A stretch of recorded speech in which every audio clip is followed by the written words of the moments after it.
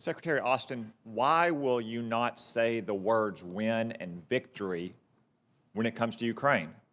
Senator Blumenthal just gave an impassioned speech about this. It's clear that it's what both parties want. I reviewed your written testimony. You talk about deterrence 29 times.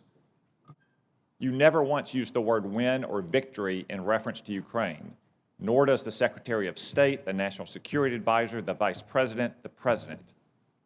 Have the words win and victory been purged from the administration's vocabulary when it comes to Ukraine? The words win has certainly the word win has certainly not been purged from our vocabulary. Do you want Ukraine to win, or do you want this war merely to end? I think the chairman pointed out very accurately what a desired end state would be. Ukraine maintains its sovereignty and its ability to protect its country, defend itself. It maintains its government.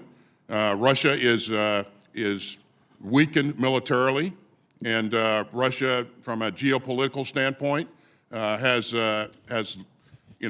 a pariah, and countries will not volunteer to align itself with Russia. Some of that will happen, but we can see those kind of things beginning to happen. Okay, I thought that, the chairman's response to Senator Gillibrand was pretty good on this point about what Ukraine winning looked like, a free and independent Ukraine with sovereignty and control over its own territory. Does that include the territory that Russia or Russian proxies controlled in the Donbass as of February 24th, the day before the invasion? I think it's appropriate to let President Zelensky and the government of Ukraine define what that is going forward.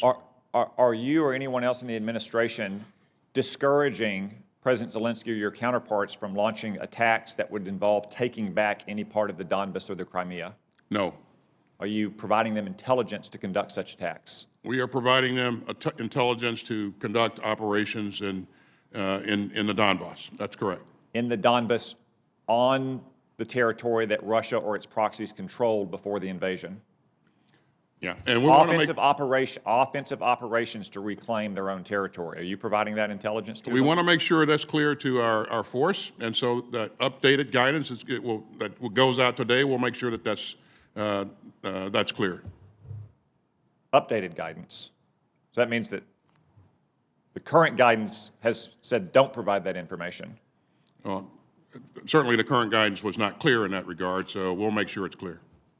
I think this is part of what you've heard from both parties in this committee is that as much as we have done, we're still engaged in too many half measures. There's still too much hesitancy and tentativeness in our posture towards this war. And I just want to talk about our own posture. Admiral Richard testified to the committee that he had advised that we should go forward with a normal, routine, regularly scheduled test of our ICBMs. That test was postponed, and now it's been canceled.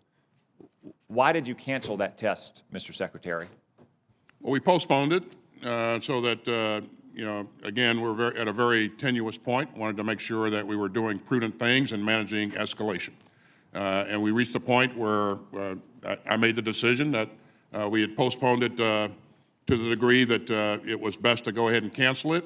I would tell you that I am confident in our ability to maintain our programs and to stay on track and to provide a credible deterrence and to protect our allies and partners. Well, but see, this is I'm confident in it as well. I'm confident because we do conduct these routine tests. We don't cancel them because Vladimir Putin has decided to invade one of his neighbors.